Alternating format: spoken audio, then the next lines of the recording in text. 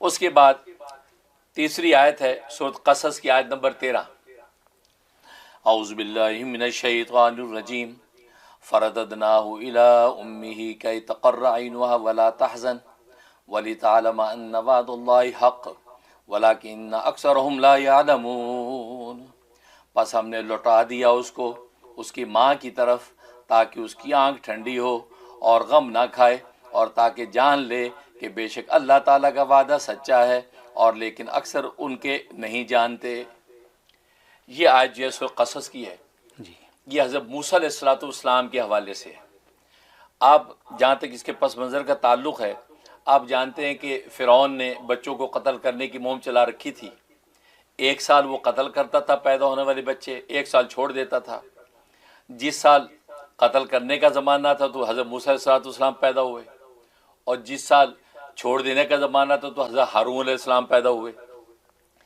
اب جب یہ قتل کا زمانہ تھا، حضرت موسیٰ علیہ السلام کو بچانے کی تدبیر کرنی تھی، تو ماں کو وحی کی اللہ تعالیٰ نے کہ اس کو ایک لکڑی کے تابوت میں بند کر کے نا دریا میں ڈال دے، میں اس کو تیرے پاس واپس لوٹا دوں گا، پریشان نہیں ہونا۔ یہ قرآن میں پورا ذکر کیا، لہٰذا ماں نے ہمت کر کے اس کو کر کے جو ڈال دیا۔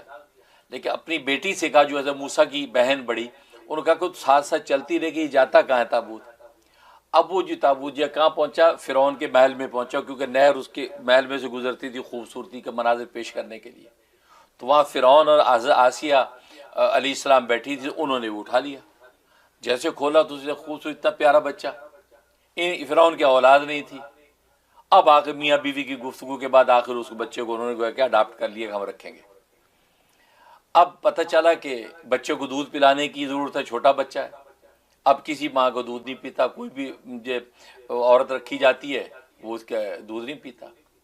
اب یہ بہن جو ہے، یہ چونکہ پتہ لگ گیا تھا کہ فرعون کے محل میں ہے، اس نے وہاں جا کے بہن نے یہ بات چلائی کہ میں ایک عورت کو جانتی ہوں کہ جس کا دودھ شاید پی لے یہ۔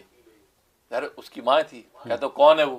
کہا کہ میری ماں ہی ہے، لیکن مجھے امید ہے شاید اس کا دودھ پی لے۔ کیوں تمہارا کوئی بھائی ہے؟ کہتا ہاں میرا بھائی ہے ہارون میرا بھائی ہے۔ تو اچھا تو چلو صحیح، تم لے کے آؤ۔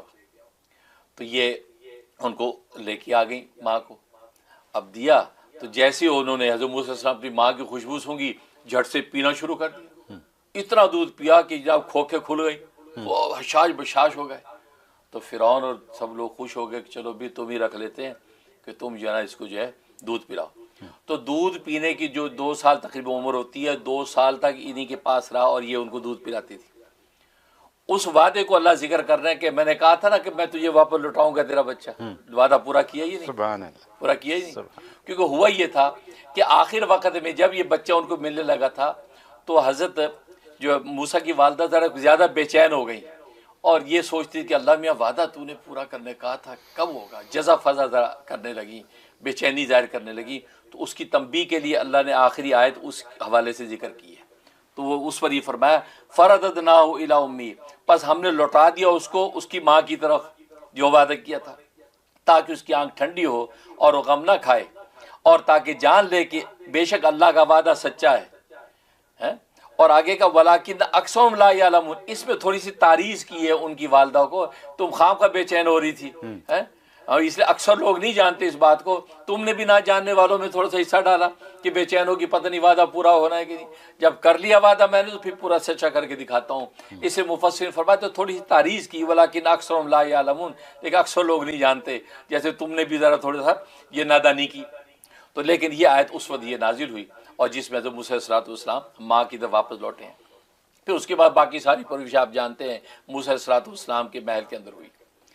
جہاں تک اس کے فوائد کا تعلق ہے کہ بچہ اگر گم ہو جائے اس کے لیے کمال کا فائدہ ہے، لہذا ماں اگر اس کو پڑھے تو دی بیسٹ ہے، اس کو 41 دفعہ 41 ٹائم روزانہ پڑھے، اول آخر 11 مرتبہ درود ابراہیمی، اور پڑھ کے اللہ سے دعا کرے تو جناب یہ 21 دن کے اندر 3 ہفتے کے اندر انشاءاللہ اس کا بچہ اس کو مل جائے گا۔ سبحان اللہ، سبحان ظاہر ہے کہ آج کل بچے گم ہو جاتے ہیں۔ بالکل۔ اسی طریقے سے یہ بھی لکھا ہے کہ کوئی بھی رشتہ، بھائی گم ہو گیا، بہن گم ہو گئی، ماں باپ میں کوئی گم ہو گیا، تو کسی بھی گمشدہ کے لیے اس کو اگر پڑھا جائے گا فرمایا اس میں بھی وہی تاثیر ملے گی کہ وہ جو ہے وہ جو گمشدہ ہے وہ دریافت ہو جائے گا یا اس کا سراغ نکل آئے گا، یہ اس کا فائدہ۔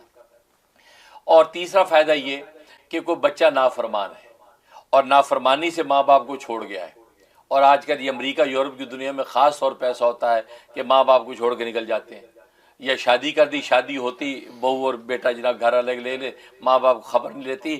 اس وقت ماں باپ اگر اس آیت کی تلاوت کریں، 41 مرتبہ تلاوت کریں، اول آخر 11 مرتبہ درود شریف، اور دعا کریں اس کے لیے، اور وہ چینی پہ دم کر کے چینٹیوں کو ڈالیں اور دعا کر لیا کریں، یا تصویر ہے تصویر کے اوپر دم بھی کر دیا کریں، تو وہ بچہ فرما بردار ہو کر واپس لوٹ آئے گا، سبحان اللہ۔ وہ آنکھوں کی ٹھنڈک بنے گا۔